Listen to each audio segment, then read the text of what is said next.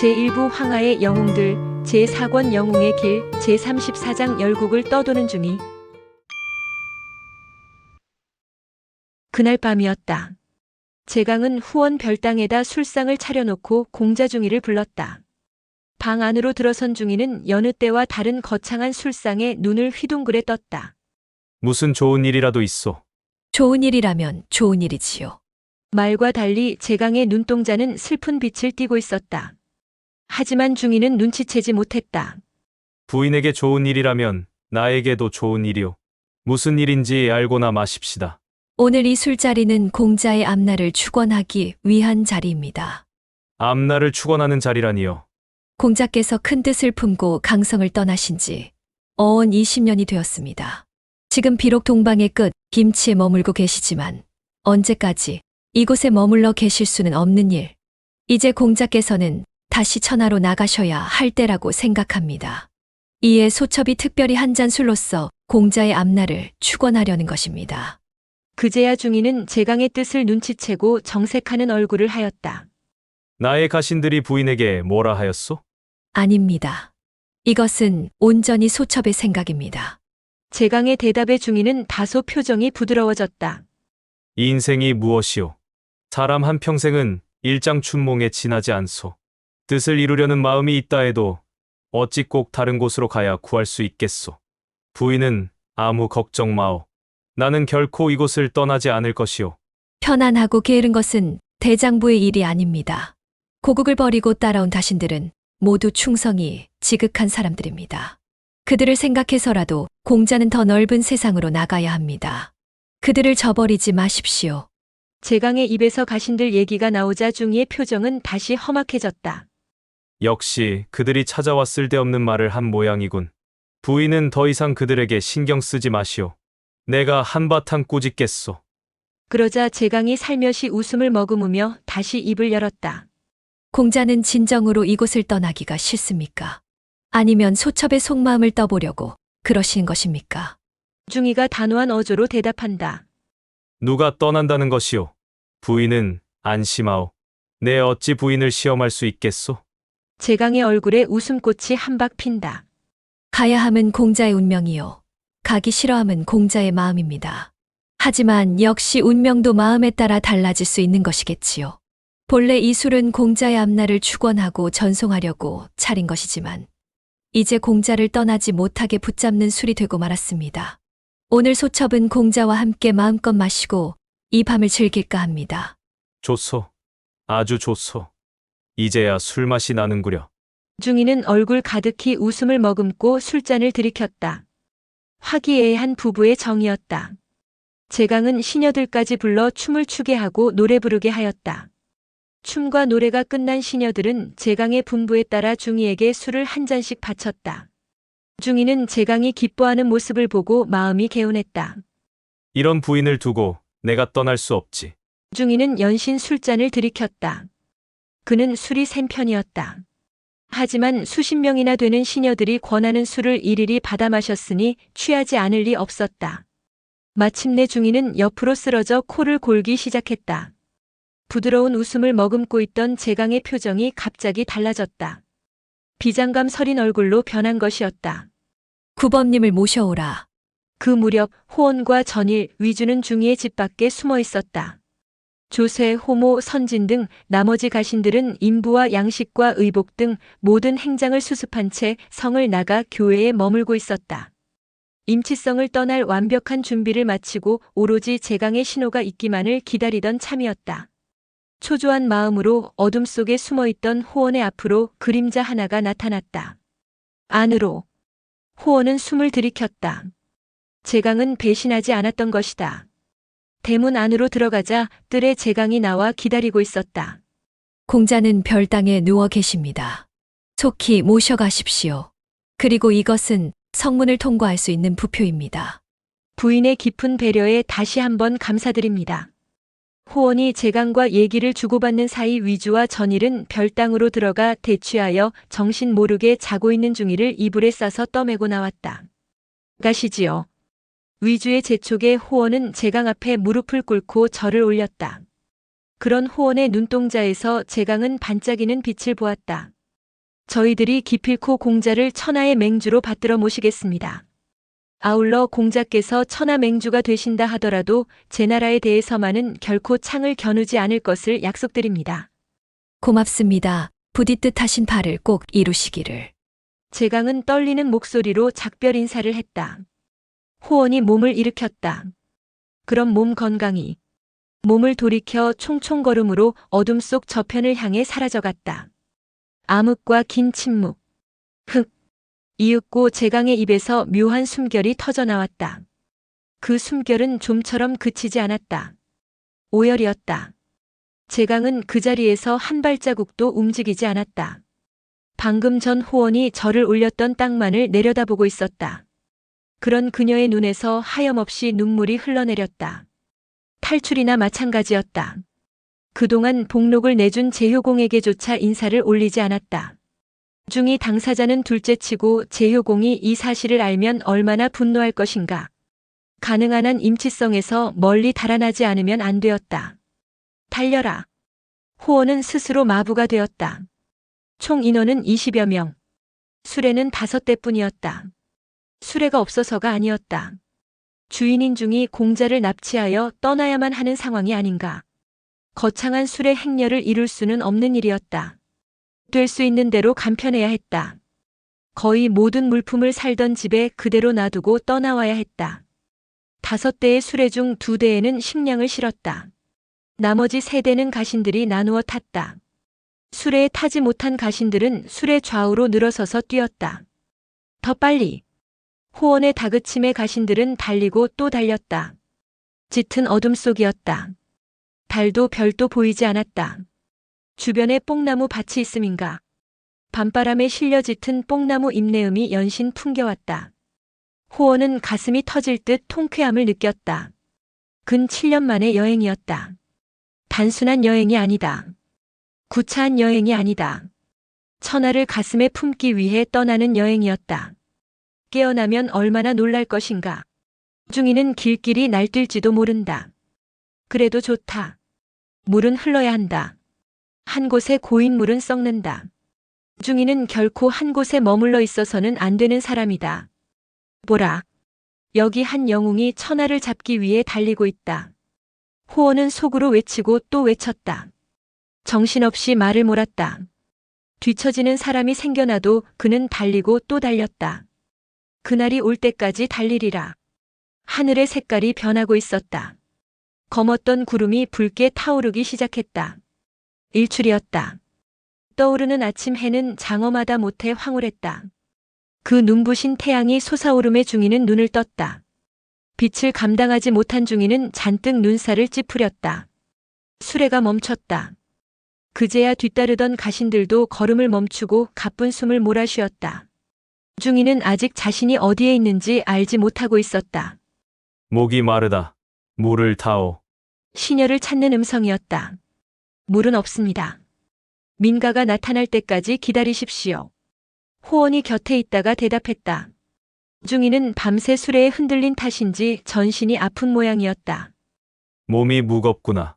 나를 침상 밑으로 내려다오. 여긴 침상이 아닙니다. 수레입니다. 그제야 중이는 정신을 차렸다. 눈을 부비며 주변을 둘러보았다. 중이의 눈이 휘둥그레졌다. 아침 햇살을 받아 앞에 서 있는 호원의 얼굴이 제대로 보이지 않았다. 너는 누구냐? 호원입니다. 호원.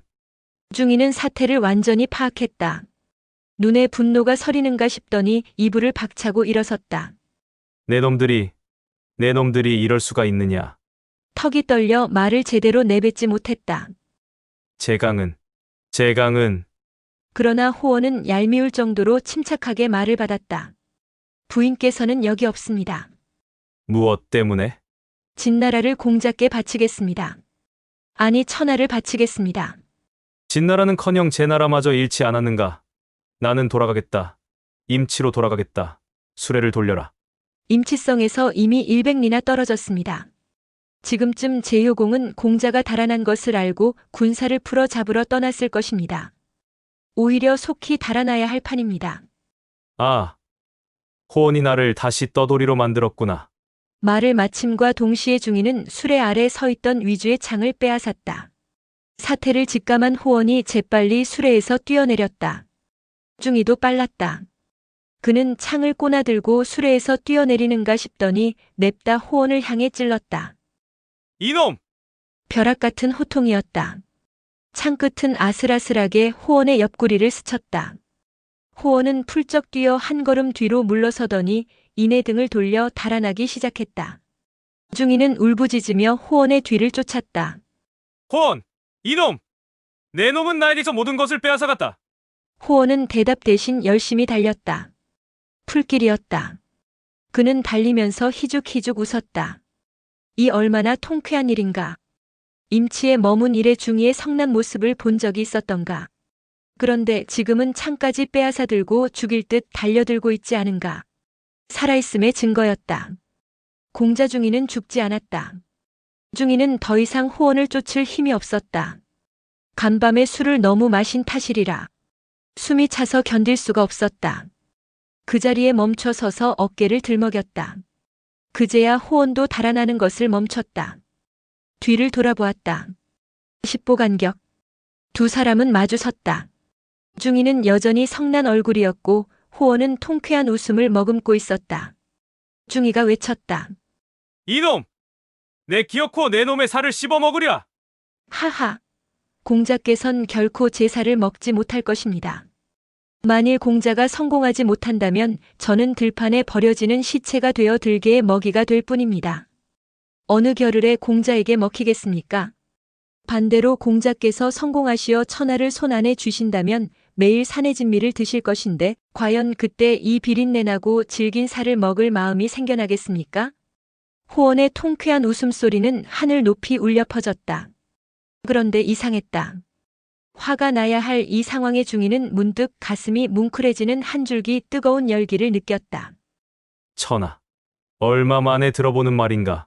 청년 시절 열병이라도 알 듯 입에 담고 살았던 말이었다. 외숙이자 스승인 호원과 더불어 고원 높은 곳에 올라 목이 터져라 외쳐댔던 말이었다. 그때의 시절이 그리움처럼 밀려왔다. 가슴이 점점 뜨거워지고 있었다. 가슴이 뜨거워질수록 창을 쥐고 있던 손에 힘이 풀려나갔다. 마침내 들고 있던 창이 풀밭에 떨어졌다. 구범. 방금 전화라고 했던가. 중이가 중얼거리듯 낮게 물었다. 호원은 풀썩 무릎을 꿇었다. 공자, 저는 아직도 강성박 고원에서 지내던 시절의 꿈을 버리지 않고 있습니다. 꿈. 공자께서 저를 죽여야 그 꿈을 이루실 수 있다면 저는 사는 것보다 죽기를 바랍니다. 꿈. 그래. 우리에게는 꿈이 있었지. 중이 앞에 무릎 꿇은 호원 옆으로 하나둘씩 그림자가 몰려들었다. 조세, 위주, 선진, 계자추 등이었다. 그들은 약속이나 한 듯 호원 옆에 무릎 꿇고 앉았다. 공자. 저희들이 공자를 따라 부모, 형제, 처자까지 버리고 만리 타국을 떠돌아다니면서도 서로 버리지 않고 있는 것은 공명을 죽백의 길이 남기기 위해서입니다. 공자가 성공하지 못하면 저희들은 아무것도 남길 수가 없습니다. 지금 진해공이 무도하여 진나라 백성들이 도탄에 빠져 있습니다. 그 누가 공자에게 천하를 갖다 바치겠습니까? 저희 모두가 함께 공모한 짓입니다. 호원 한 사람만을 꾸짖지 마십시오. 중이는 고개를 쳐들었다. 하늘을 바라보았다. 하늘은 깊고 넓었다.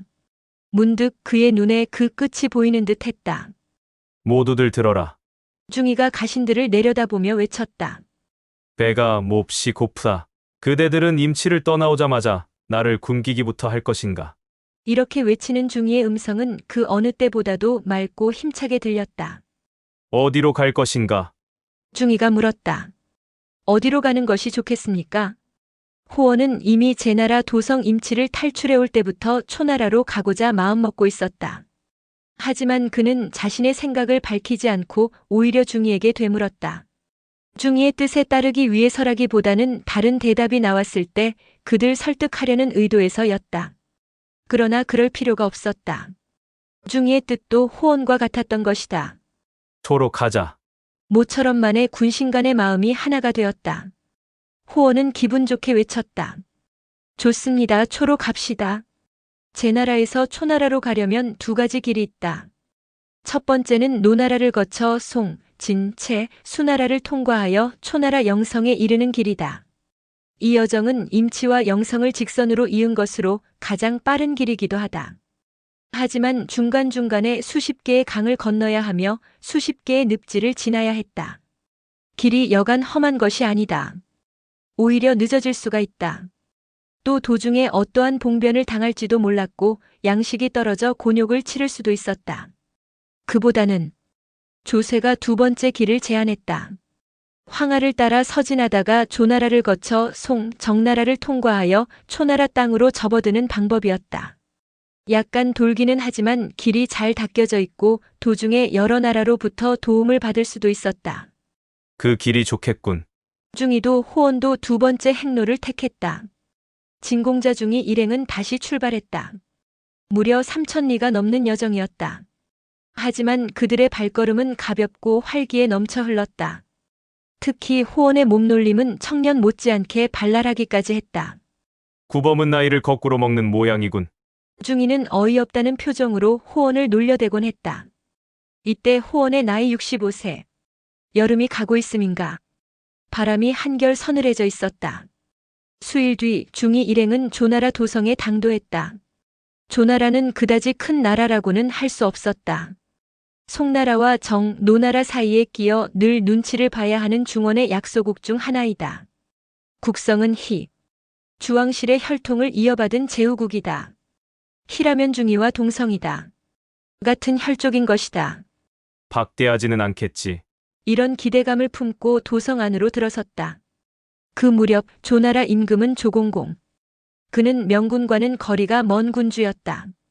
오히려 암군에 가까웠다. 나라 일보다는 노는 것을 좋아했다. 현신을 멀리하는 바람에 주변에는 늘 소인배가 득실거렸다. 오죽하면 시정배들로서 조문을 들락거리는 자들이 300명이 넘었을까? 2년 전에는 그들과 유희를 벌이느라 송양공이 회맹을 소집했을 때 아무런 권한도 없는 대부를 대신 보냈다가 송양공의 분노를 사침략을 받은 적도 있었다. 진나라 공자가 성 안으로 들어왔다고? 조공공은 중이 일행의 입국을 보고받았다. 진공자라고는 하지만 본국에서 쫓겨나 이곳저곳을 떠돌아다니는 유랑자에 지나지 않습니다. 그런 그를 위해 재정을 낭비할 필요가 없습니다. 내버려 두시면 알아서 며칠 묵다가 떠나갈 것입니다. 한 제후국의 공자라면 빈객이다. 공관을 내주어 정식으로 영접하는 것이 관료요 예의였다. 그러나 조공공은 측근 소인배들의 말을 듣고 중의에 대해 관심을 기울이지 않았다. 더욱이 본국에서 쫓겨난 공자라고 하지 않는가. 잘못 대접했다가는 오히려 진나라와 사이만 나빠질 수가 있다. 긁어 부스럼을 만들 필요는 없겠지. 조공공은 중이 일행에 대해 아무런 공식적인 접대를 하지 않기로 마음을 정했다. 그러나 조나라 조정에 모두 소인배만 있었던 것은 아니었다. 대부 희북이는 인물을 알아볼 줄 아는 사람이었다. 그는 예전부터 진공자 중이에 대한 소문을 들은 바가 있어 조공공을 찾아가 간했다. 주공께서는 진공자 일행을 박대하지 마십시오. 더욱이 진과 조는 동성간으로 같은 혈통의 나라입니다. 어려운 처지에 놓여있는 타국의 공자를 도와주는 것은 큰 덕을 쌓는 일입니다. 조공공이 피식 웃으며 대답한다. 우리 조나라는 소국이요. 더욱이 열국 사이에 끼어 있어 우리나라 땅을 지나는 타국의 공자들만 해도 한 달에 수십 명에 달하오. 그를 일일이 대접했다가는 나라 창고가 텅 비고 말 것이오. 진공자 중이는 어질고 덕이 높은 사람입니다. 특히나 그는 중동의 변협으로 세상에서 찾아보기 힘든 귀한 상이라 합니다. 일반 타국의 공자처럼 대하시면 안 됩니다. 희북이는 거듭 권했으나 조공공의 마음은 이미 굳어져 있었다. 어찌됐든 과인은 본국에서 쫓겨난 공자까지 챙겨 접대할 여유가 없소. 그러고는 자리에서 일어나 안으로 들어갔다. 그런데 이때 조공공과 희북이의 대화를 들은 신하 중 유별나게 조공공의 비위를 잘 맞추는 자가 하나 있었다. 그 자가 조공공을 따라 내당으로 들어오며 물었다. 주공께서는 중동과 변협이 무엇인지 아십니까? 중동이란 한눈에 눈동자가 2개 들어있는 사람을 말함이 아니겠느냐. 나는 일찍이 그런 사람을 본 적이 있다. 그런데 변협이 무엇인지는 나도 모르겠구나. 그렇지 않아도 그대를 불러 물어보려던 참이다. 변엽이란 갈비뼈가 여러 개로 되어 있지 않고 판자처럼 한 개의 넓은 뼈로 이루어져 있는 사람을 가리키는 말입니다. 측근 신하의 말에 조공공의 눈동자가 호기심으로 빛났다. 갈비뼈가 어찌 하나로 되어 있을 수 있단 말인가? 나는 그대의 말을 믿을 수가 없구나. 신도 말만 들었을 뿐 아직 본 적은 없습니다. 주공께서는 이 참의 변엽을 보고 싶지 않으십니까? 어떻게? 쉽습니다. 중이를 공관에 머물게 하고 목욕하는 사이 변장하여 들어가 알몸을 보면 변엽이 어떤 것인지 확인할 수 있을 것입니다. 그거 좋은 생각이로다. 조공공은 큰 웃음을 터뜨렸다. 상황이 일변했다. 진공자 중위를 공관으로 모셔라. 조공공의 명이 떨어지자 중이 일행은 공관으로 안내되었다. 그러나 공관에서의 대접은 형편없었다. 음식도 제대로 공급되지 않았고 잔치도 베풀지 않았다. 말단 관리들만 왔다 갔다 할 뿐 대부급 신하들은 얼굴도 보이지 않았다.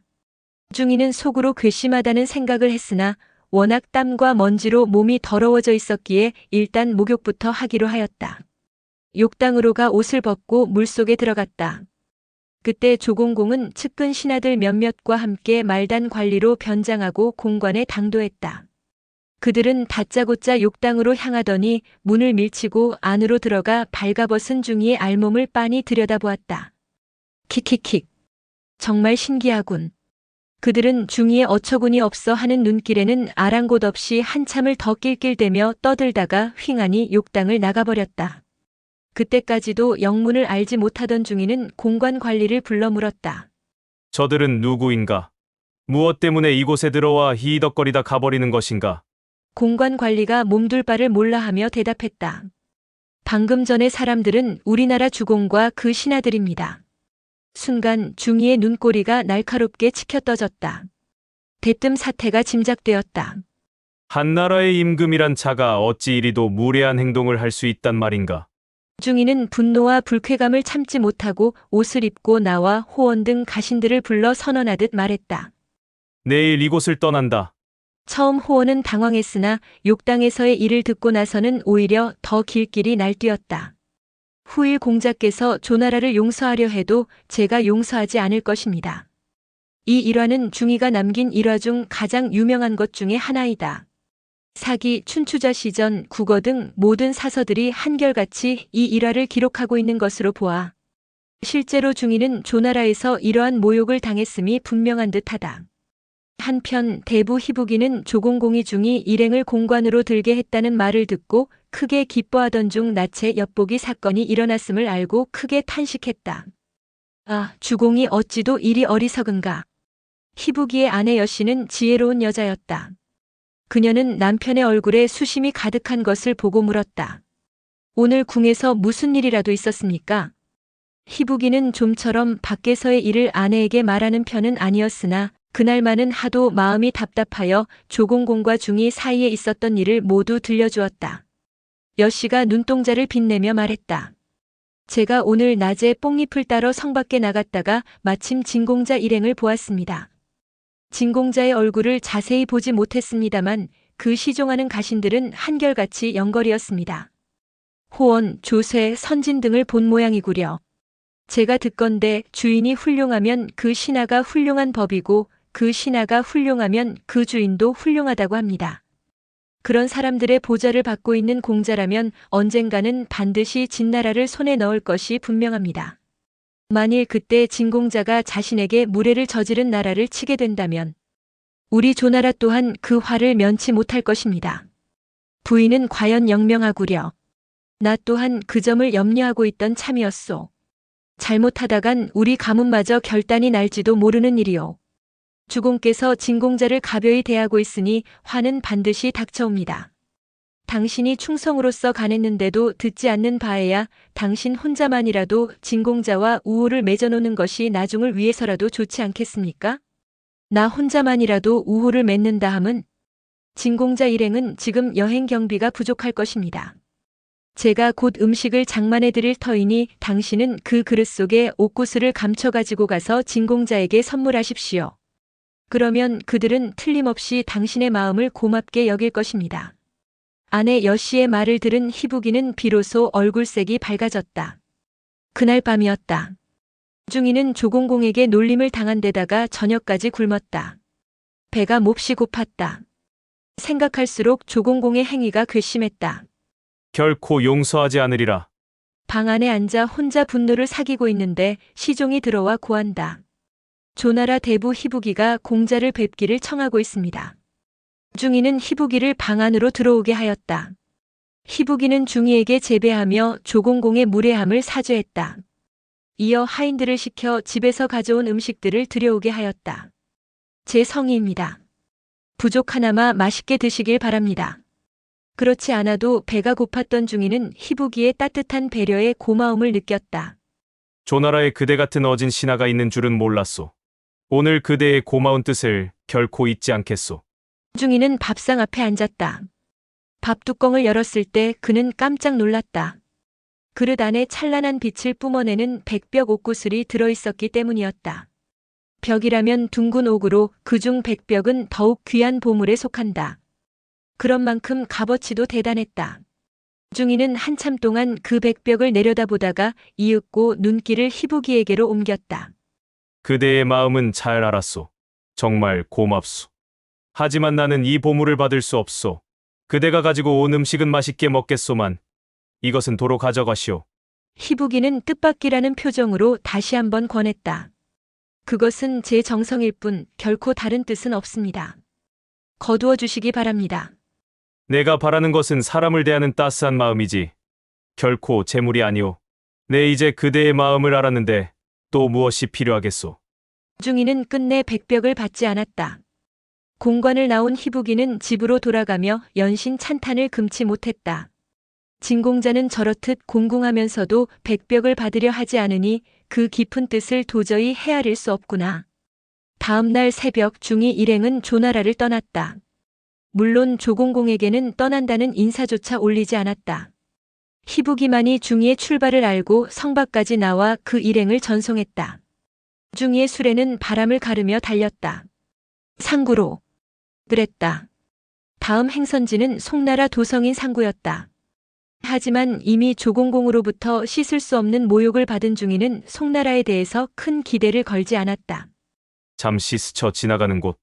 이런 정도로만 생각했다. 송나라는 조나라보다 훨씬 크고 부유하다. 하지만 불과 몇 개월 전에 홍수가에서 초나라와 일전을 벌여 대패했다. 패전국인 것이다. 특히나 송양공은 그 싸움에서 다리에 큰 부상을 입었다고 했다. 홍수 전투에 대해서는 중이도 상세한 것을 알고 있었다. 송과 초나라 간의 일전은 중원의 여러 나라에게도 큰 관심을 불러일으켰다. 그 싸움에서 이기는 사람이 제환공의 뒤를 이어 천하맹주로 군림하게 되는 것이다. 어찌 관심이 쏠리지 않을 수 있겠는가. 그러나 그 싸움에서 송양공은 너무나 어처구니 없이 패했다. 잘못된 어짐은 돌이킬 수 없는 화를 부를 수도 있구나. 홍수 전투에 대한 중이의 소감이었다. 과연 송나라 국경 안으로 접어들면서부터 분위기는 일변했다. 백성들의 표정부터가 어두웠다. 생활에 전혀 생기가 없었다. 패전 의식에 사로잡혀 있는 것이다. 재기불능. 중이는 향후 송나라가 주도권을 잡을 가능성은 전혀 없다고 보았다. 우리의 입국을 알리는 것 자체가 송나라에게는 부담이 아닐까. 중이는 호원과 조세를 불러 말했다. 그래도 일단은 알리는 것이 예의가 아니겠습니까? 호원은 이렇게 말하고 일행보다 한 발 앞서 상구성으로 들어갔다. 그런데 상황은 중이가 예상했던 것과는 전혀 다른 방향으로 흘러갔다. 송나라 사마 공손고가 호원의 방문을 크게 환영해 주었던 것이다. 오, 구범님 아니시오. 이게 얼마만이오. 호원과 공손고는 구면이었다. 제환공이 죽고 그 아들들이 후계 다툼을 벌일 때 송양공은 세자 소를 호위하여 임치성으로 들어온 적이 있었다. 그때 송나라 사마 공손고도 함께 들어와 잠깐 동안이지만 호원과 교분을 쌓았다. 연전의 불행한 사태에 대해 이 호원 심심한 위로의 마음을 전합니다. 호원은 고개를 숙이며 말했다. 연전의 불행한 사태란 홍수전투의 패배를 말함이었다. 고맙습니다. 모두가 우리 주공의 과욕에서 비롯된 결과입니다. 그건 그렇고 중이 공자께서는 어디에 계시오? 지금 성 밖에 계십니다. 들어오시지 않고 송공께서 병상에 누워 계시다는 말을 들었습니다. 우리 주공이 초나라와의 싸움에서 부상을 당해 누워 계신 것은 사실이요. 하지만 우리 주공께서는 늘 중위 공자의 어진 이름을 흠모해 왔습니다. 틀림없이 공자를 후대하여 환영하실 것입니다. 구범님께서는 어서 공자를 모셔오십시오. 나는 우리 주공께 공자의 입성을 알리겠습니다. 공손고는 궁으로 들어가 송양공에게 중의의 일을 보고했다. 이때 송양공은 병상에 누워 재기를 꿈꾸고 있었다. 다시 일어나리라. 단 한 번의 패배에 송나라는 약소국으로 전락하고 말았다. 어떻게 해서든 훌륭한 인재를 구해 송나라를 다시 일으켜야 했다. 바로 그런 때에 송양공의 귀를 번쩍 뜨이게 하는 보고가 들어왔다. 중이 공자 일행이 입성하였습니다. 송양공은 제환공과 친분이 두터웠다. 특히 세자 소의 앞날을 부탁받은 바 있는 송양공으로서는 노년에 접어든 제환공과 많은 교류를 가졌다. 그 무렵 제환공이 입버릇처럼 한 말을 송양공은 잊지 않고 있었다. 진공자 중이는 영웅이다. 중이가 나라를 얻으면 패자가 될 것이다. 그런데 다행히 중이는 지금 제 나라에 있다. 중이가 제 나라에 머물러 있는 한 제 나라는 약해지지 않을 것이다. 그 말이 아직도 송양공의 귀에 쟁쟁하다. 그런 중이가 지금 제 나라를 탈출하여 송나라에 와 있다고 하지 않은가. 재기를 꿈꾸는 송양공에게 있어서 중이의 송나라 입성은 하나의 광명이었다. 진공자 일행을 공관으로 모시되 국빈대하는 예로서 대접하라. 이러한 송양공의 명은 공손고를 통해 즉각 중이 일행의 귀에도 전해졌다. 일행은 환호성을 질렀다. 파격은 계속되었다. 송양공의 뜻을 받은 공손고가 공관으로 찾아와 호원에게 물었다. 지난날 제환공은 공자에게 어떤 대접을 하였습니까? 수레 20대에 말 80마리를 내려주셨습니다. 또한 저택을 제공하시고 공녀를 내주어 가정을 꾸리게 해주셨습니다. 다음 날이었다. 중이가 머물고 있는 공관 앞에 수레 20승이 늘어섰다. 우리 주공께서 내리신 선물입니다. 지금 공자께서 머무실 저택도 알아보는 중입니다. 그러나 대접도 지나치면 부담이다. 중이는 송양공의 환대에 감격하고 있었으나 호원만은 어딘지 모르게 마음 한구석이 무거웠다. 공자를 이곳에 붙잡아 두려는 뜻이 아닐까? 만일 그렇다면 호원으로서는 여간 곤란한 일이 아니다. 제 나라 임치를 탈출해온 이유가 무엇인가? 여차하면 귀국할 태세를 갖추기 위해서가 아니던가. 호원은 밤새 고민했다. 마침내 새벽녘에 그는 결심했다. 날이 밝아 공손고가 문안 인사차 공관에 들렀을 때 호원은 몰래 그를 자신의 방 안으로 불러들였다. 공손사마에게는 죄송스런 말씀입니다만 단도직입으로 여쭙겠습니다. 말씀하십시오. 공자와 우리 일행의 소원은 오로지 고국에 돌아가겠다는 일념뿐입니다. 귀국의 도움을 빌릴 수 있겠습니까? 공손고가 대답한다. 만일 공자께서 열국을 유랑하는 것이 고생이시라면 얼마든지 이곳에 계셔도 좋습니다. 그러나 공자께서 큰 뜻을 품고 귀국을 노리시고 계시다면 아시다시피 우리 송나라는 초와의 싸움에서 패한 직후라 힘을 쓰지 못하고 있습니다. 또한 주공의 병세가 더욱 악화되고 있는 실정이라 우리로선 도와드릴 힘이 없군요. 솔직한 답변에 감사드립니다. 호원은 고개를 깊이 숙였다. 공손고는 그 뜻을 알아차렸다. 떠나실 작정이십니까? 아무래도 그래야 할 것 같습니다. 구범님의 뜻 잘 알겠습니다. 부디 좋은 후견국을 만나 대원을 이루도록 하십시오. 우리 주공께는 제가 잘 말씀드리겠습니다. 그날로 중이 일행은 떠날 준비를 했다. 공손고로부터 중이 일행의 뜻을 전해 들은 송양공은 길게 한숨을 내쉬었다. 아, 진공자를 잡지 못하는 것은 모두 나의 부덕함 탓이로다. 그러고는 여행에 필요한 양식과 의복과 물품 등을 부족함 없도록 챙겨보냈다. 중이는 다시 한번 송양공의 후위에 깊이 감사드렸다. 중이 일행이 상구성을 떠난 뒤 얼마 후 송양공은 홍수전투에서 다친 널쩍다리의 상처가 도저 끝내 세상을 떠나고 말았다. 그는 숨을 거두기 직전 세자 왕신을 불러 유언을 내렸다. 나는 모기의 말을 듣지 않다가 이 지경에 이르렀다. 나의 뒤를 이어 내가 군위에 오르거든 매사를 모기에게 물어본 후 행하여라.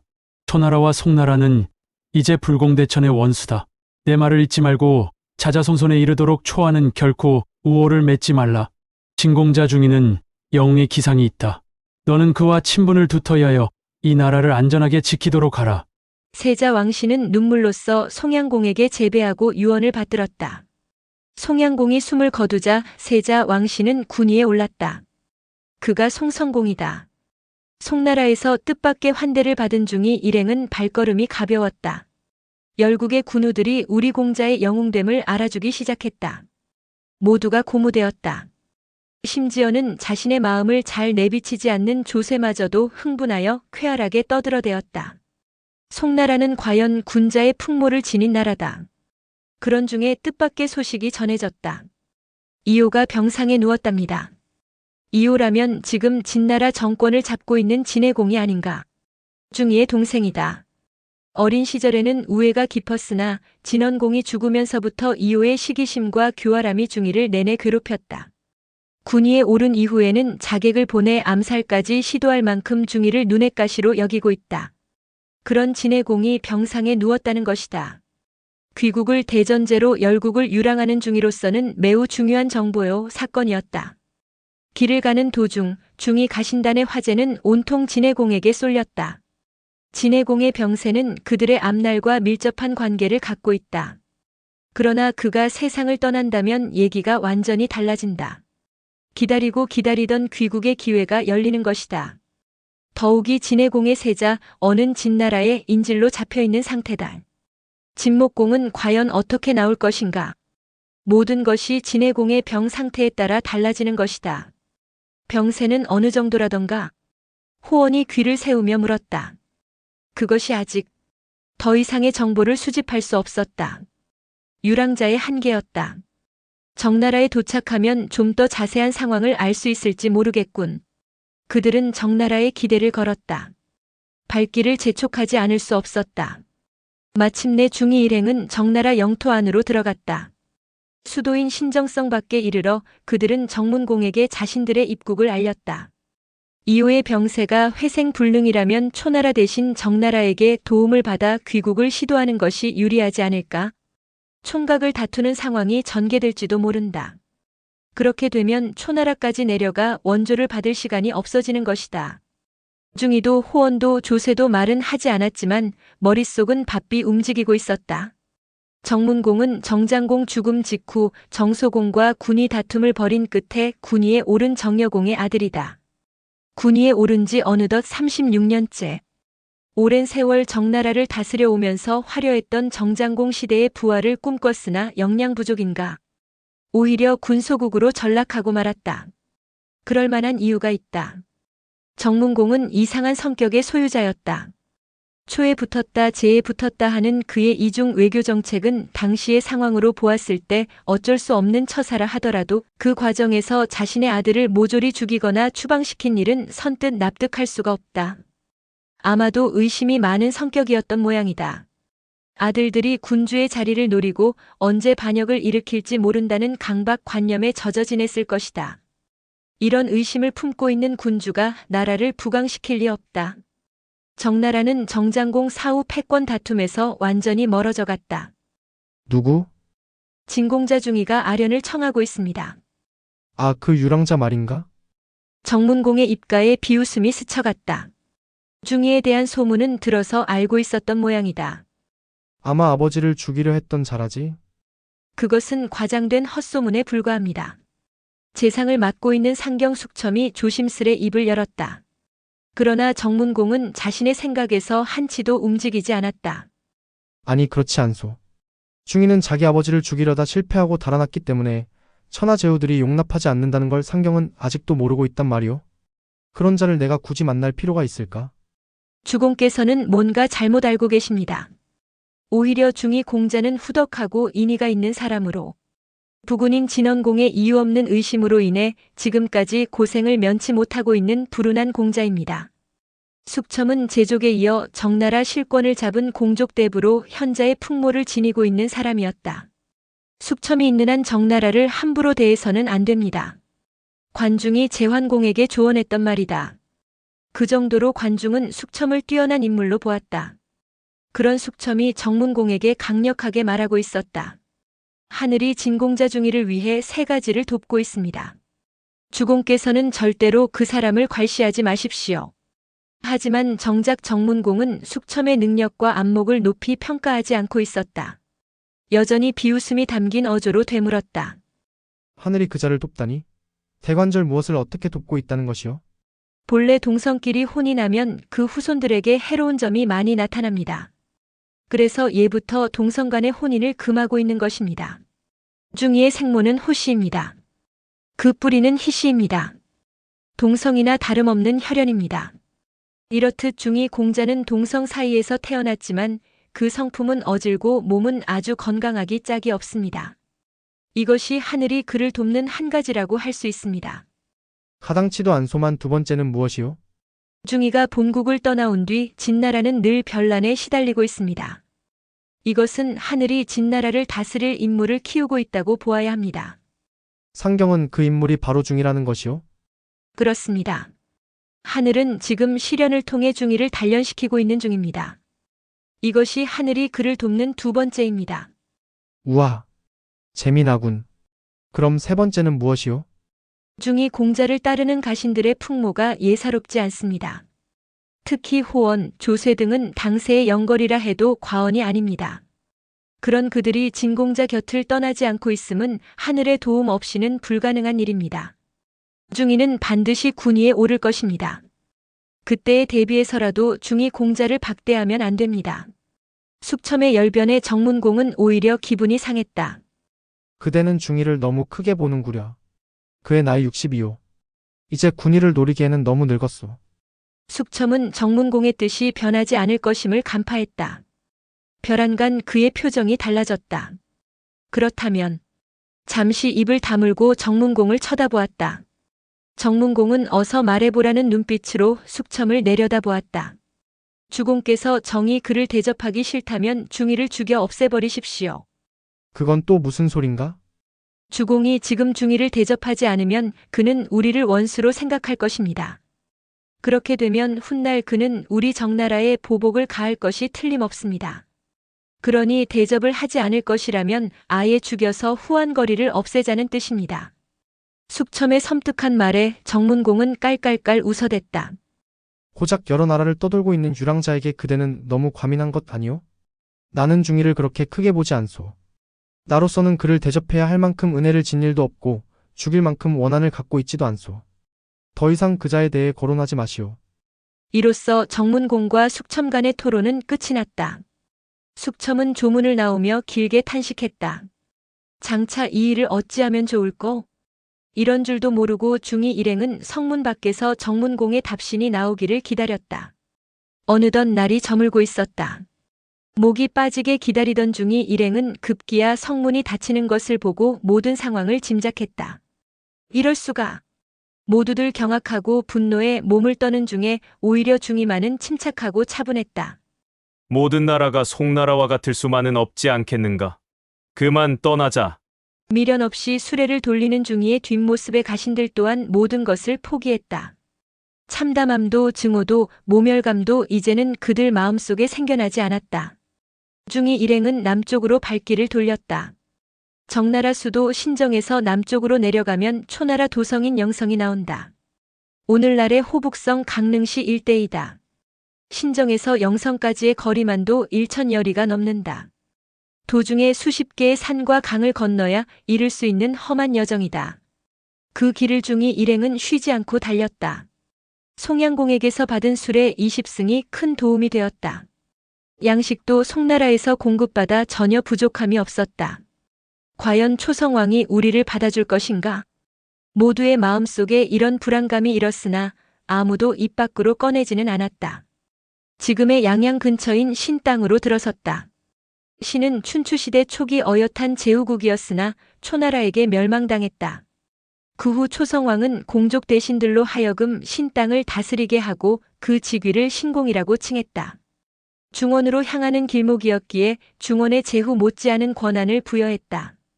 오늘날의 총독과도 같은 개념이 아니었을까? 이 무렵 신 땅의 총독은 투반, 초나라 명제상인 투고거토의 아들이다.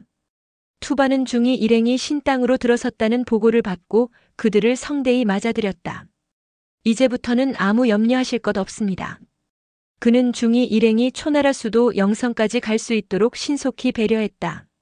미리 사자를 보내 초성왕에게도 이 사실을 보고했다. 중이 일행이 염려하던 사태는 초나라 영토 내에서는 일어나지 않았다. 오히려 그 반대였다.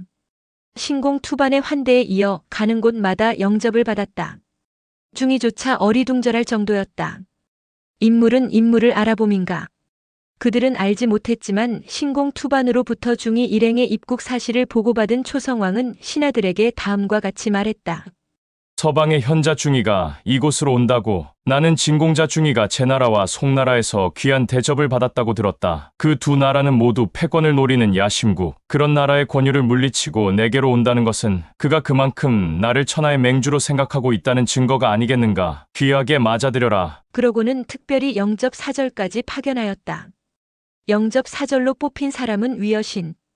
이런 사실을 알지 못한 채 중이 일행은 한수를 건넜다. 한수를 따라 남쪽으로 내려갈수록 풍광이 변했다. 남국 특유의 분위기가 북방에서만 살아온 중이 일행에게는 새롭고 신선했다. 좋군. 정나라에서 당한 모멸감을 완전히 씻어버릴 수 있는 오랜만에 기분 좋은 여행이었다. 그들이 초성왕의 특사 위여신의 영접을 받은 것은 그로부터 열흘 후 영성교회에서였다. 먼 길에 얼마나 고생이 많으셨습니까? 잘 오셨습니다. 형만이라는 선입견 때문인가? 야만스러우리라 예상했던 거와는 달리 부드럽고 친절한 영접의 중이 일행은 정신을 차릴 수 없을 지경이었다.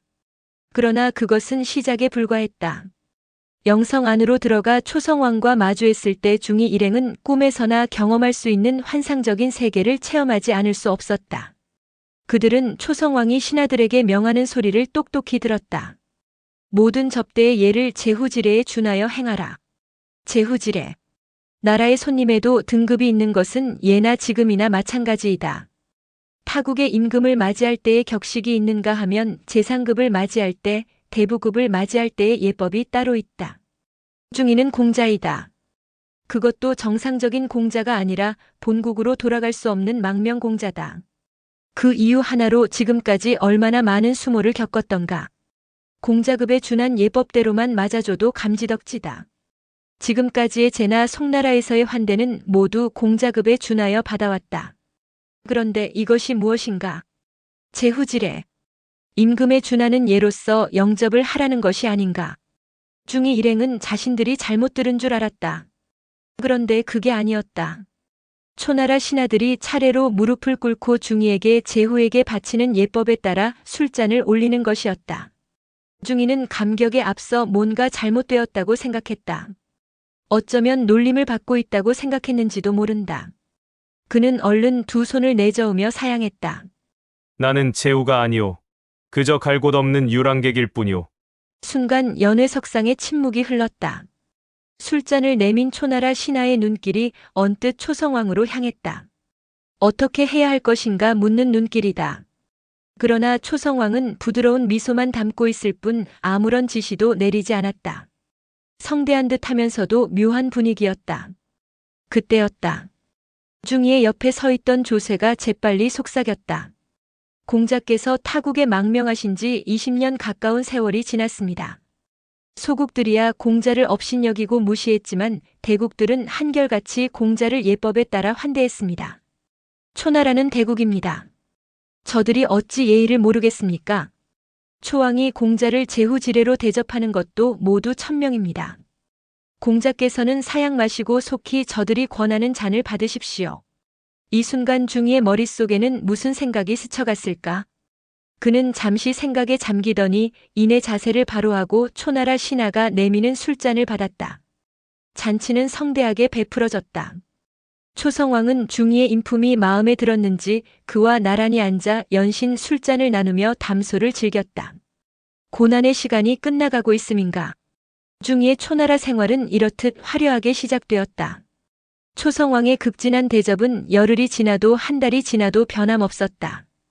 그러던 어느 날이었다. 초성왕이 중이를 불러 말했다.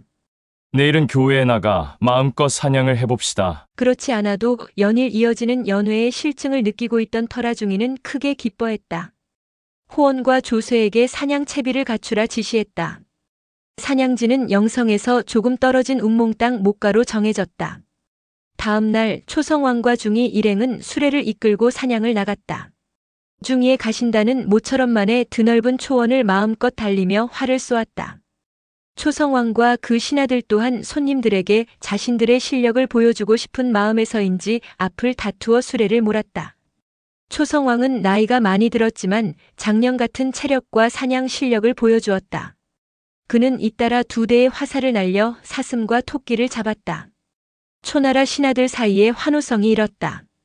어느 순간 곰 한 마리가 나타나 중이가 타고 있던 수레를 향해 달려들었다. 중이는 날쌔게 수레를 몰아 그 곰을 피했다. 초성왕이 그런 중이를 향해 외쳤다. 어서 그 곰을 쏘시오. 중이는 마음을 가다듬고 침착하게 화살을 전통에서 뽑아 시위에 걸었다. 곰을 겨누면서 그는 속으로 축원했다. 이 몸이 앞으로 진나라로 돌아가 군위에 오를 수 있다면 이 화살이 저 곰의 앞발 오른쪽 발바닥을 맞히게 해주십시오. 시위를 떠난 화살이 햇빛에 반짝였다. 화살은 정확하게 곰의 앞발 오른쪽 발바닥을 뚫었다. 그것을 보고 있던 초성왕이 경탄한다. 공자의 솜씨는 신궁이구려. 초성왕의 칭찬에 중이는 고개를 젖히고 하늘을 향해 마음껏 웃음을 터뜨렸다. 하늘이시여, 고맙습니다. 벼랑간 모리터 쪽에서 함성이 일었다. 무슨 일인가 궁금히 여기고 있던 참에 초나라 장수 하나가 급하게 수레를 몰아 초성왕에게로 달려왔다. 산골짜기에 괴상한 짐승이 나타났습니다. 생김새는 곰 같으나 곰은 아니고 코는 코끼리 같았으나 코끼리도 아니고 머리는 사자 같았으나 사자는 아니고 꼬리는 소 같았으나 소는 아니고 털은 승냥이 같았으나 승냥이도 아니고 갈기는 멧돼지 같았으나 멧돼지는 아니고 몸체는 말 같았으나 말도 분명히 아니었습니다. 온몸에는 흰 반점이 엇갈려 있고 더욱 기괴한 것은 칼도 창도 화살도 들어가질 않는다는 것이었다.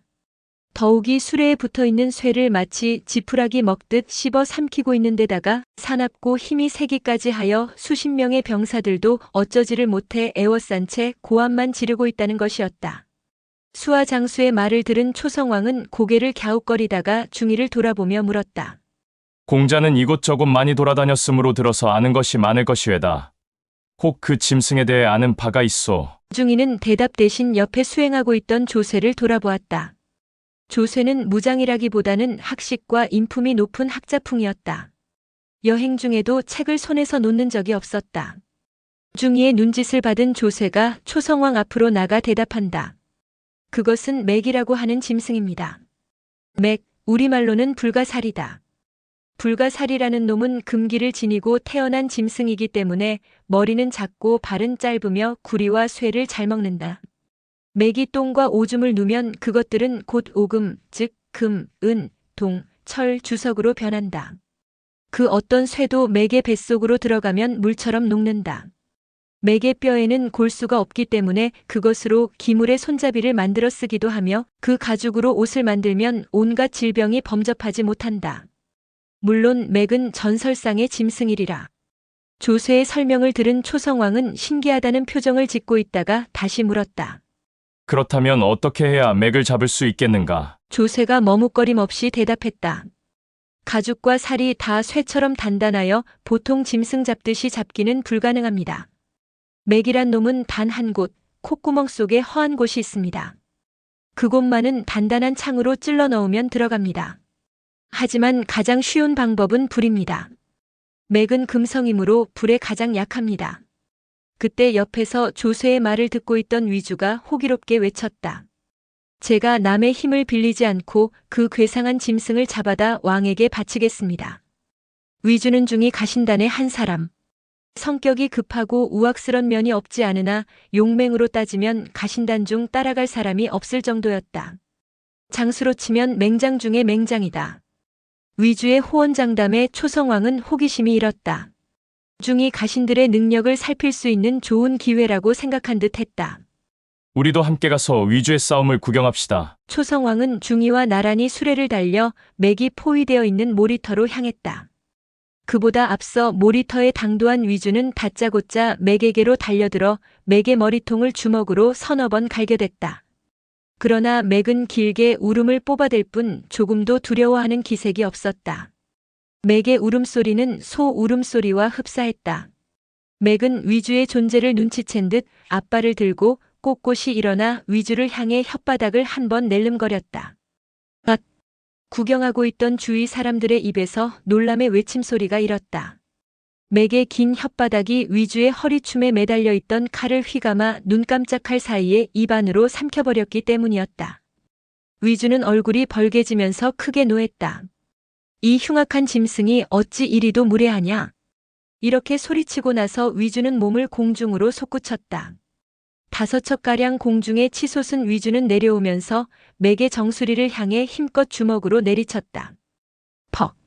하는 소리와 함께 맥은 비틀거리며 서너 걸음 뒤로 물러섰다. 겁먹은 눈빛을 띄었다. 이에 자신감을 가진 위주는 다시 맥에게 달려들어 뒤쪽으로부터 몸을 날려 맥의 등 위에 올라탔다. 그러고는 온 힘을 다해 맥의 목을 조르기 시작했다. 위주의 힘은 놀라웠다. 목이 졸린 맥은 미친 듯이 몸을 흔들며 날뛰기 시작했다. 위주를 떨쳐버리려는 짓거리가 분명했다. 그러나 위주의 집념과 오기 또한 대단했다. 그는 맥이 날뛸 때마다 아래 위로 흔들리면서도 손을 놓지 않고 목을 감은 팔에 더욱 힘을 주었다. 비명도 지르지 못하고 캑캑거리며 이리저리 날뛰던 맥은 급기야 힘이 빠진 듯 비틀거리기 시작했다. 주변 병사들 사이에 경탄 어린 환호성이 일었다. 위주는 신바람이 나서 더욱 세차게 맥의 목통을 조였다. 얼마 뒤 맥은 더 이상 견디지 못하고 그 자리에 쓰러졌다. 위주는 맥의 등에서 뛰어내려 네 다리를 쇠사슬로 꽁꽁 묶었다. 그러고는 코끼리처럼 긴 맥의 코를 움켜쥐고 개 끌듯 끌고 중이와 초성왕 앞으로 갔다. 위주가 초왕께 맥을 바칩니다. 천하 제일의 장수감이로다. 초성왕은 감탄의 눈길로 위주를 내려다보며 크게 칭찬했다. 한편 조쇠는 주변 병사들에게 지시했다. 불을 지펴라. 군사들이 나뭇가지를 모아 불을 피우자 조쇠는 꽁꽁 묶인 맥의 코를 불길 앞에 갖다 대었다. 불기운이 코 속으로 들어가자 괴이한 일이 벌어졌다.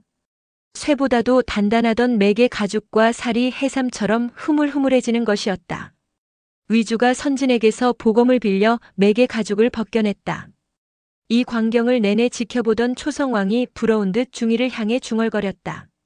공자를 모시는 사람들은 모두 다 문무를 겸비하고 있구려. 과인의 나라에도 이런 인물들이 있으면 얼마나 좋겠소. 곁에서 이 말을 듣고 있던 초나라 장수 성득신이 불쾌한 듯 눈을 빛내더니 초성왕에게 아뢰인다. 왕께서는 진공자 신하들의 능력을 과하게 칭찬하십니다. 바라건대 신으로 하여금 위주와 한번 겨루게 해주십시오. 신이 그의 무예를 직접 확인해 보겠습니다. 성득신의 청에 초성왕은 고개를 내저었다.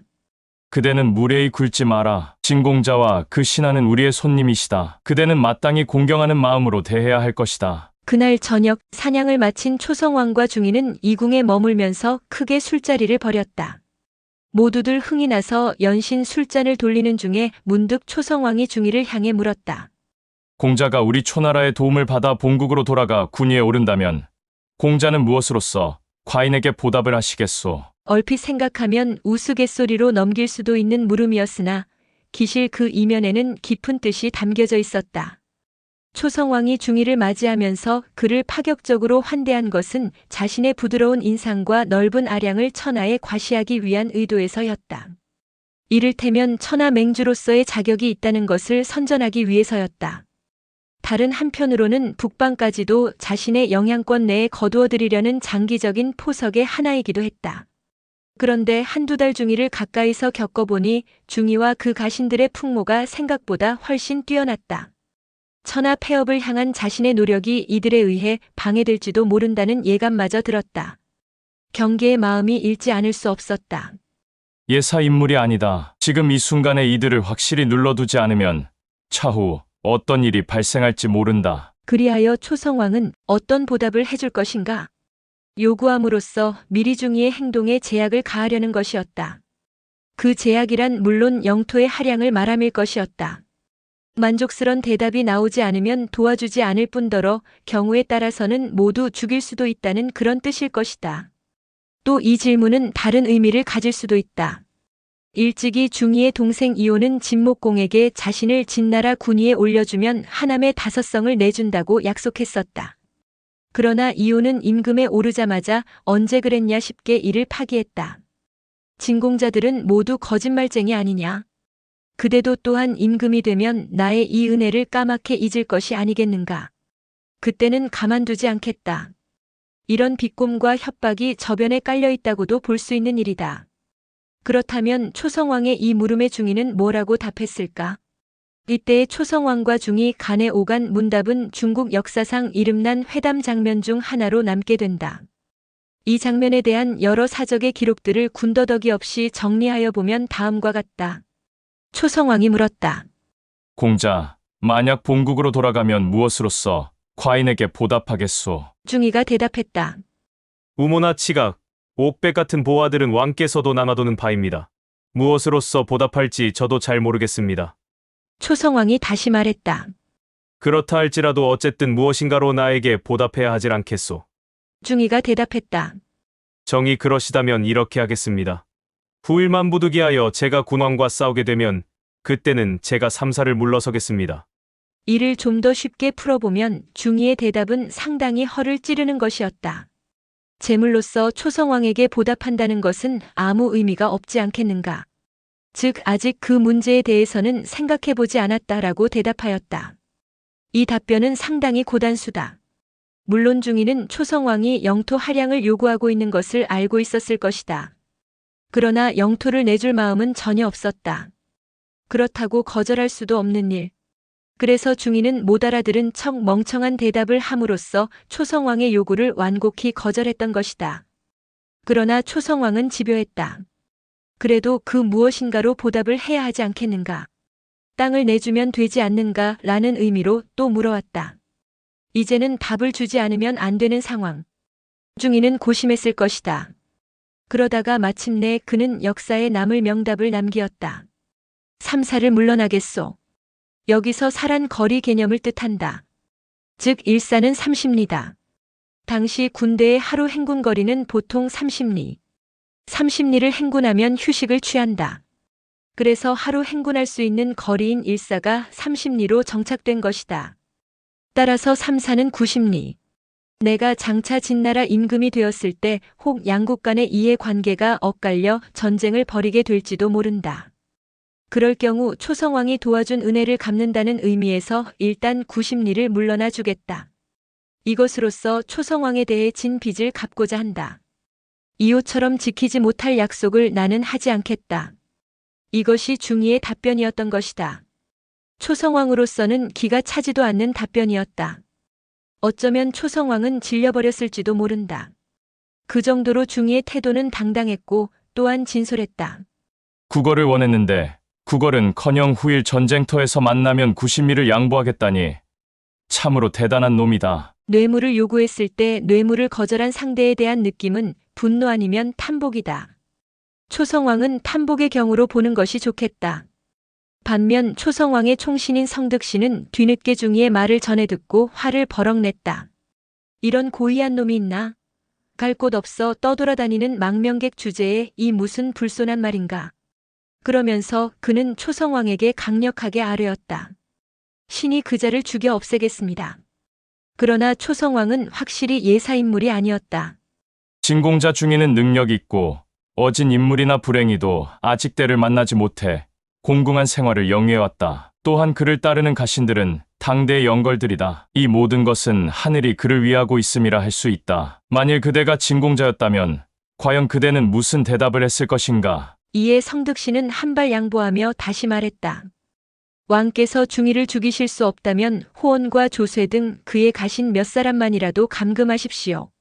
그렇게 하지 않으면 범에게 날개를 달아주는 것과 같습니다. 그 신하들을 잡아두는 것은 어렵지 않으나 그렇게 한다 하더라도 그들을 부릴 수 없다면 무슨 소용이 있겠는가? 공연히 원망만 살 뿐이다. 진공자에게는 덕을 베풀고 어짐을 보이는 것이 현명한 계책일 것이다. 그러고는 더 이상 성득신에게 중이에 대한 말을 하지 못하게 했다. 그러나 성득신은 중이가 마음에 들지 않았다. 아니 마음에 들지 않았다기보다는 두려운 마음을 품었을지도 모르겠다. 장래 저자가 우리의 적이 된다면 생각만으로도 몸이 떨렸다. 강력한 적을 기를 필요는 없는 것이다. 이제 막 싹이 트려 할 때 해치우는 것이 가장 좋은 방법. 성득 씨는 이렇게 생각했다. 그것이 안 된다면 그 가신들만이라도 인질로 잡아두는 것이 우리나라의 앞날을 위해 좋지 않을까? 하지만 이러한 성득신의 계획은 초성왕에 의해 무산되었다. 왕께서 실수하신 거다. 언젠가는 후회할 날이 올 것이다. 성득신은 초성왕 앞을 물러나오며 이렇게 탄식했다. 중이는 수개월 동안 초나라에 머물렀다. 그 사이 그의 가신들은 쉴 새 없이 본국의 정황을 탐지했다. 진해공 이후의 병세가 점점 더 악화되고 있다 합니다. 본격적으로 귀국할 준비를 하심이 좋을 듯 합니다. 가신단은 이렇게 의견을 모았다. 중이도 그 의견에 동조하고 은밀히 귀국 준비를 서두르기 시작했다. 그런데 뜻밖의 사건이 진해 이웃인 진나라에서 발생했다. 이 사건으로 인해 중이의 생애는 또 한 번 획기적인 전환점을 맞이하게 되었다. 진공자 중이가 초나라에 도착한 그 해, 즉 BC 637년은 진해공 14년이었다. 지난 가을에 병을 얻은 진해공은 해가 바뀌면서부터 그 병세가 더욱 심상치 않게 되었다. 그 무렵 진해공의 아들인 세자 언은 인질로서 진해수도 옹성에 머물고 있었다. 이때 그의 나이 18세. 그는 아버지 진해공이 병상에 누워 일어나지 못하고 있다는 소식을 들었다. 본국에서 온 사자는 진해공의 병세를 전하면서 다음과 같은 말을 덧붙였다. 주공이 병상에 누운 것을 기회로 중이를 귀국시키려는 움직임이 일고 있습니다. 만일 주공께서 이대로 세상을 떠나신다면 이극의 난과 같은 사태가 다시 일어날지도 모르겠습니다. 그리 되면 세자께서는 군위에 오를 수 없습니다. 적절한 조치를 취하셔야 할 것입니다. 적절한 조치라 함은 진을 탈출하는 것이, 중이를 해치우거나 국내의 모반을 꾀하는 자들을 모조리 제거하면 되질 않는가? 세자 언은 진해공을 닮아 음험한 인상이었다. 그 인상에 걸맞게 제거라는 말을 서슴없이 입에 담았다. 강성에서 온 사자는 고개를 저었다. 그렇게 하기가 힘듭니다. 중이의 귀국을 고대하는 자들이 한두 명이 아닙니다. 그들을 모조리 색출하여 처형하면 더 큰 변란이 일어날 수도 있습니다. 차라리 세자께서 이곳을 탈출하여 강성으로 들어가는 것이 나을 것입니다. 사자의 말을 들은 세자 언은 입술을 깨물었다. 다음 군인은 내가 이어받아야 한다. 중이에게 빼앗길 수 없다. 사자가 다녀가고 난 며칠 후 세자 언은 아내인 회영의 방으로 찾아들었다. 회영은 진목공의 딸. 세자 어를 어여쁘게 보아 아내로 준 것이 아니었다. 감시역으로서 혼인을 시켰다. 부부 사이에 정이 좋을 리 없었다. 그런데도 세자 언은 회영에게 정이 들었던 모양이다. 조용히 어깨를 끌어안으며 속삭였다. 아버님께서 병세가 심상치 않은 모양이오. 아무래도 내가 가지 않으면 지는 중이의 소유가 되고 말 것이오. 하지만 진목공께서는 나의 귀국을 허락하지 않을 것이 분명하오. 그래서 나는 탈출을 결심했소. 다른 것은 문제가 없으나 다만 당신이 마음에 걸리는구려. 함께 도망쳐 진나라로 가면 어떻겠소? 회영은 놀랐다. 어깨를 끌어안고 있는 남편 어를 밀치며 빤히 쳐다보았다. 아버님은 당신을 잡아두기 위해 나를 당신과 혼인시켰습니다. 만일 내가 당신을 따라 진나라 강성으로 도망가면 그것은 곧 아버님의 뜻을 배반하는 것입니다. 저는 떠날 수 없습니다. 하지만 염려하지 마십시오. 당신의 갈 길을 막지는 않겠습니다. 세자 당신이 혼자서 진나라로 돌아간다 하더라도 저는 원망 따위는 하지 않겠습니다. 저는 오늘 얘기를 못 들은 것으로 하겠습니다. 그냥 조용히 혼자서 도망치세요. 마침내 세자 언은 변장을 하고 진나라 도성을 벗어나 진해수도 강성으로 돌아갔다. 어가 도망쳤다고? 진목공은 크게 분노했다. 배은망덕한 자다. 아내까지 버리고 도망치다니 하늘은 결코 그 자를 돕지 않을 것이다. 즉시 신하들을 불러 진나라 일을 논의했다. 어가 본국을 달아났다 함은 곧 그가 진나라 임금이 될 마음을 품었다는 증거이오. 만일 그가 진의 군위에 오르면 어찌 될 것 같소? 어는 어리석은 자입니다. 그는 군주 제목이 아닙니다. 진은 큰 혼란에 빠질 것입니다. 진목공의 총신 중 하나인 공손지의 대답이었다. 그럼 우리는 어찌하는 것이 좋겠는가? 진과 우리는 대대로 사이가 좋질 않습니다. 때문에 마음 놓고 중원을 진출할 수가 없었습니다. 진이 혼란에 빠지는 것은 우리 진에게도 좋지 않습니다. 우리에게 우호적인 성향을 지닌 사람을 물색해 두었다가 기회가 오면 그 사람을 진의 임금에 올리는 것이 장기적인 측면에서 좋을 듯 싶습니다. 공손지의 말에 진목공은 눈을 빛내며 말했다. 우호적인 성향이라 누가 좋겠는가? 지금 진공자 중이는 초나라에 머물러 있습니다. 중이가 초나라에. 진목공은 뜻밖이라는 표정을 지었다. 그렇습니다. 그것도 제후의 예법에 따라 환대를 받고 있다고 합니다. 어째서 초나라가 중이를 그토록 대접하는 것일까? 그야 중이의 능력과 인품을 높이 평가했기 때문이겠지요. 초나라는 중이 공자가 절대로 그냥 이렇게 끝나지 않으리라 단정하고 있음에 틀림없습니다. 후일의 진나라 임금으로 보고 그의 호감을사 중원은 물론 북방마저 제패하려는 야심을 갖고 있음이 분명합니다. 중이가 어질다는 것은 알고 있었지만 그 정도였단 말인가? 그렇습니다. 더 늦기 전에 공자를 우리나라로 데려옴이 좋을 듯 싶습니다. 향후 천하의 정세가 어떻게 급변할지 모른다. 그것이 가시화되기 전에 미리 중이에게 은혜를 베풀어 진연합을 형성하자는 것이 공손지의 주장이었다. 그 제안은 즉시 실행에 옮겨졌다. 진목공은 특사를 초나라로 파견하였다. 특사에 선임된 사람은 공손지. 공손지는 달변가는 아니었지만 진실의 힘을 알고 있는 사람이었다. 중원의 평화와 안정을 위해 진공자 중이를 우리 진나라로 모시고 싶습니다. 진의 공은 지금 병중이다. 그 아들인 세자 어가 군위에 오르게 되면 진나라는 더욱 어지러움 속으로 빠져들 것이다. 그것을 미연에 방지하기 위해서는 중이가 귀국해야 하는데 초나라는 진과 너무 멀리 떨어져 있다. 이웃인 진에 머물게 되면 기회가 났을 때 진으로 밀고 들어가기가 수월하다. 이것이 공손지가 초성왕을 설득하기 위해 한 말이었다. 초성왕은 공손지의 솔직한 말이 마음에 들었다. 그는 호탕하게 대답했다. 중원의 평화, 안정을 위해서라. 좋군, 좋아. 진공자를 진백에게 맡기겠소. 진으로 가시오. 초성왕으로부터 이런 통보를 받았을 때 중이의 사신단은 기쁨의 함성을 질렀다. 진과 진은 아침에 떠나면 저녁에 당도할 만큼 지척이다. 이것만으로도 그들의 마음은 미치도록 격정적이 되었다. 초성왕은 대국의 군주답게 의연했다. 중이가 작별 인사차 궁으로 들어오자 중후하게 말했다. 이제 헤어질 때가 되었소. 진목공이 그대를 도와준다고 하니 그대는 반드시 귀국하여 소원을 성취하기 바라오. 그런 초성왕에게 중이는 진심으로 감사의 절을 올렸다. 왕의 은혜 결코 잊지 않겠습니다. 다시 만나게 될 날이 있기만을 바랄 뿐이오. 다시 만나게 될 날. 중이는 잠시 묘한 감상에 젖었다. 중이가 진나라 군위에 올라 천하를 향해 발을 내디딜 때 그때 진과 초는 다시 만날 것이다. 적으로서일까? 동맹국으로서일까? 그때 약속한 것을 반드시 지키겠습니다. 약속한 것. 삼사를 물러나 주겠다는 말. 초성왕은 밝은 목소리로 대답했다. 그런 날이 오기를 기다리겠소. 얼마든지 라는 의미가 아니고 무엇인가. 대단한 자신감이었다. 중이는 소리 없는 웃음으로 그에 응대했다. 영성을 출발했다. 이제는 고달픈 유랑의 길이 아니었다. 진나라 특사 공손지가 길을 안내하고 있었다. 희망의 부푼 여행. 오랫동안의 꿈이 점차 현실로 다가오고 있었다.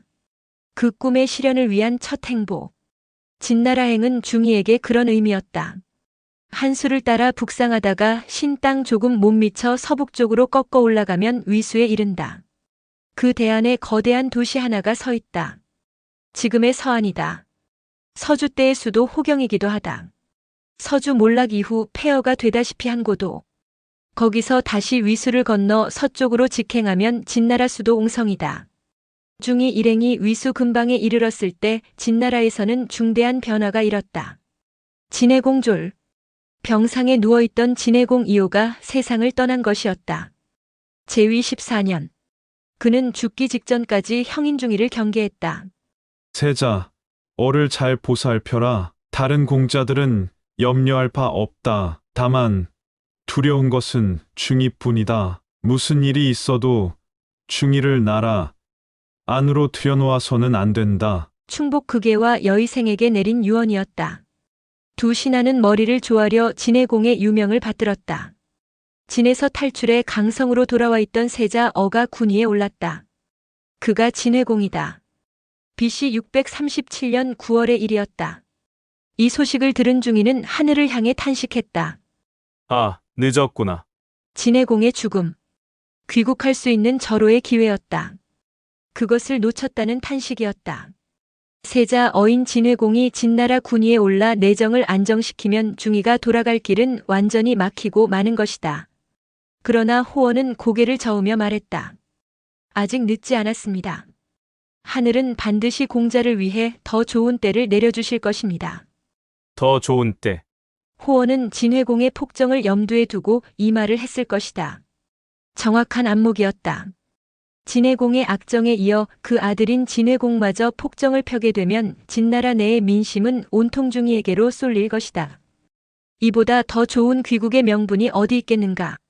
그러나 그 더 좋은 때라는 것이 호원 당사자에게는 더할 나위 없는 슬픔이요 통안으로 다가올 줄을 어찌 알았으리요.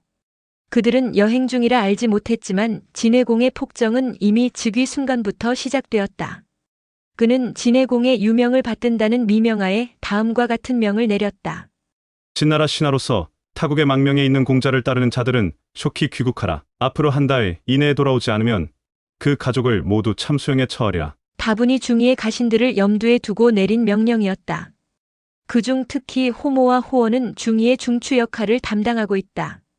그들만 중위에게서 떼어놓는다면 중위의 날개를 꺾는 것이나 다름없다.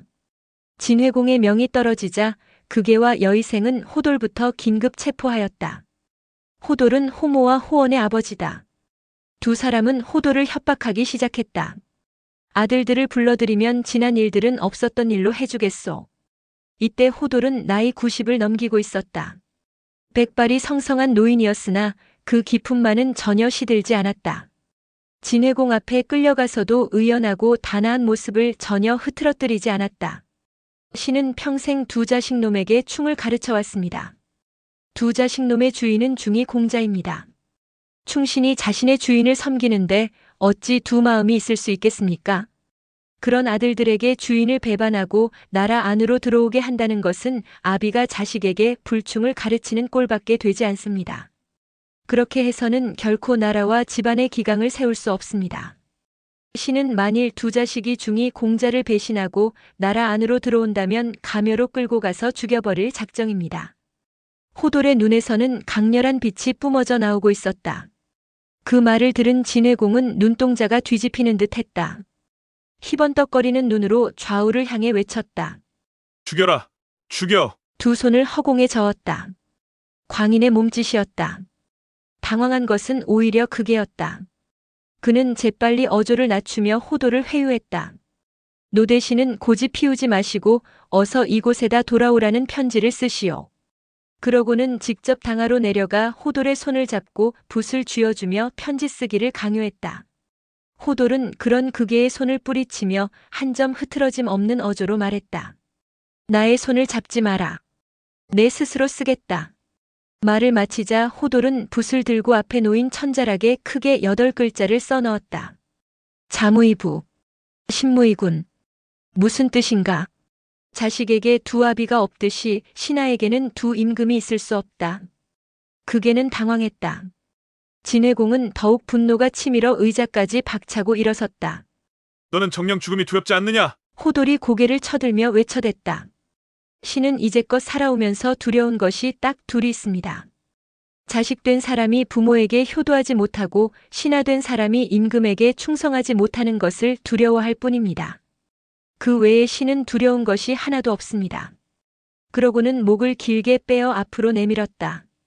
대단한 기계가 아닐 수 없다. 극예는 질렸다. 얼굴이 헬쑥해져 슬그머니 몸을 뒤로 빼었다. 그러나 진해공은 이미 이성을 상실했다. 분노하는 목소리로 외쳤다. 저자를 시장에 끌고 나가 참하여라! 호돌은 순순히 끌려나갔다. 깨끗하고 아름다운 죽음이었다.